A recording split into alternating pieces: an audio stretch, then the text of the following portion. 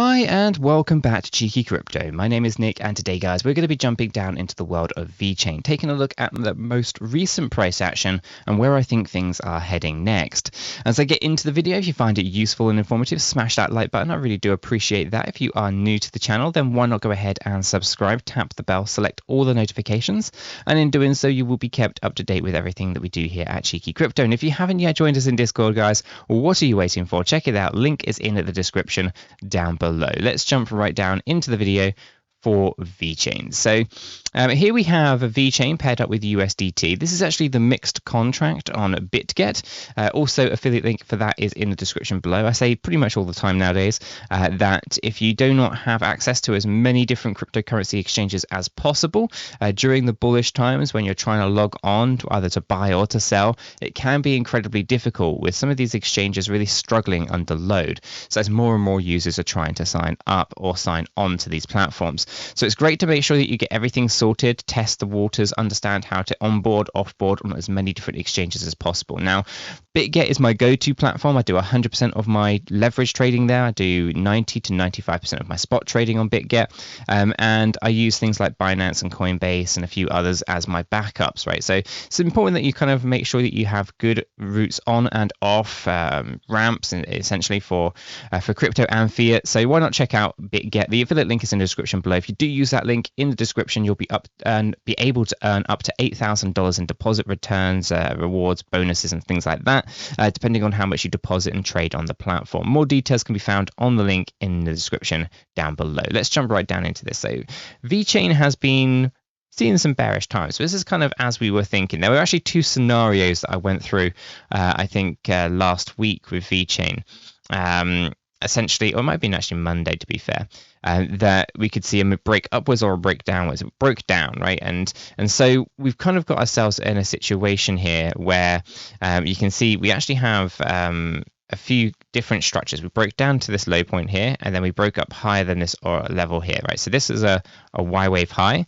Then we broke down lower than the origin of the W wave. Then we broke up higher than the Y wave. Okay, so we know that there's a few different things that were going on here. Very choppy, very corrective, right? I'm just going to draw in a few three-wave patterns. So we know that this isn't anything sinister up to this point here at this high C, right? Now, as we kind of take a look at the structures here, we can see again, very corrective patterns, and there isn't actually terribly too much to kind of concern ourselves with here in terms of like trend-based patterns to the downside.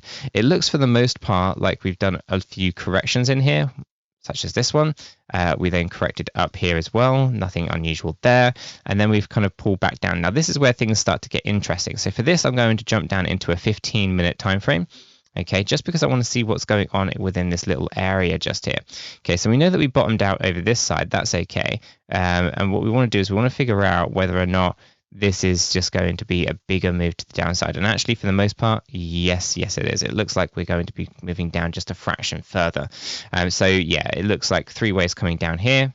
Very choppy corrections up here. And you can see how it's getting rejected on that 15-minute 50 EMA. If I bring this back to our hourly here, it's not looking great. It's not looking strong. So big moves coming down here, and I suspect that we are probably going to be looking for much deeper price action to the downside.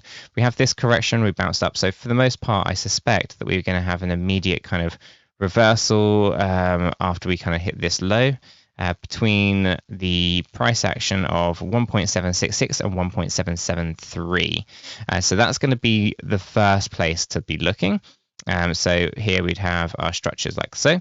That's going to potentially be part of a bigger play, which I'm going to measure now, which is this one here.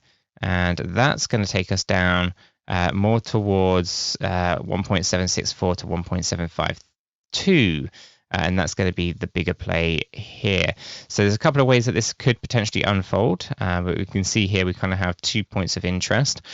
So if I pull this in, you can see we have a three-wave pattern here, and we have the internal three-wave pattern. So it looks like we probably are not going to go down as low as the 1.752, and the probability is that we're probably going to sit in here between 1.766 and 1.773, and then from there we'll probably look for a reversal back towards equilibrium more likely.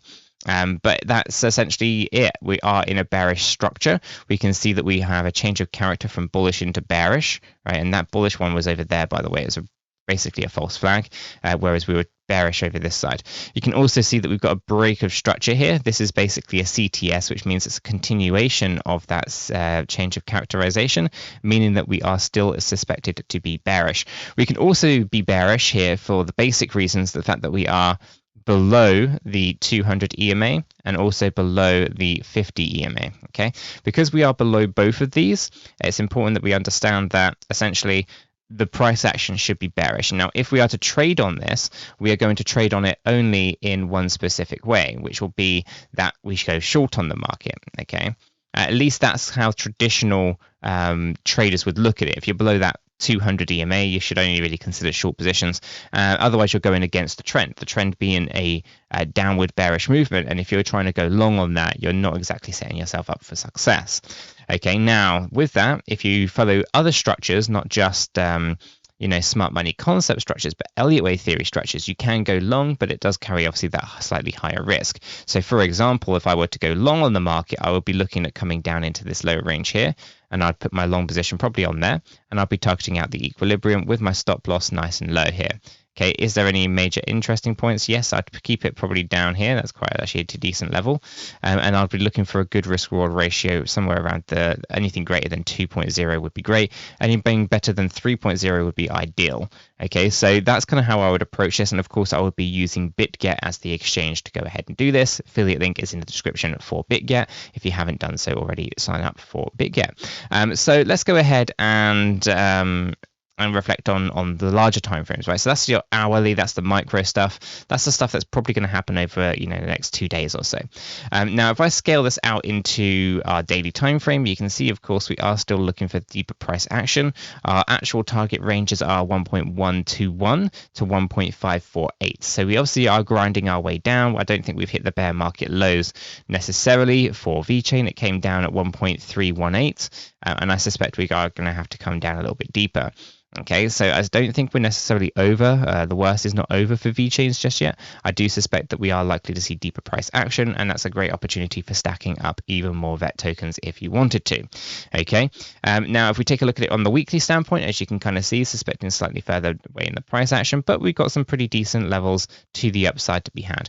Now, if we follow the impulsive structures that we were having previously, and this correction in the bear market actually sets us up for a pretty nice and explosive move to the upside, I would personally be a little bit cautious with price action predicting where it can go, but for the most part under these structures at the moment, although pretty early in the stages of any potential ideas of a move to the upside, I'd say there is potential to kind of be pushing up towards some of these really nice and interesting levels, such as 47 cent, for example.